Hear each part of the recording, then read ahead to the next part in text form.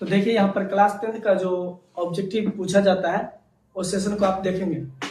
Class 10 में ये question पूछा जाता है, समांतर 3D 14 9 4 -1 -6 डट डट डट का 12वां पद है। इसका 12वां पद आपको ढूंढना होगा।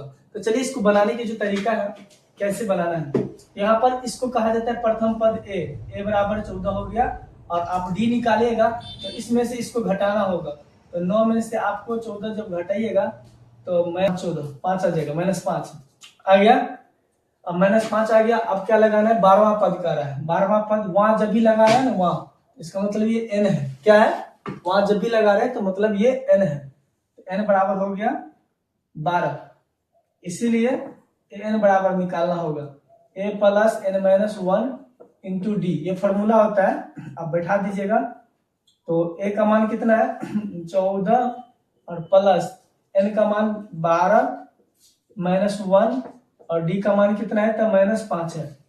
इसका कैलकुलेशन करिएगा तो 14 और प्लस में 11, यहाँ पर पूरा कैलकुलेट एक ही बार कर लो, प्लस माइनस माइनस और 11 गुने 5, 11 × 5 = 55। कुल मिलाकर के आपका आ जाएगा कितना, माइनस का 5 में से 4 गया 1 और 5 में से 1 गया तो 4, -41 आंसर आपका आ जाएगा।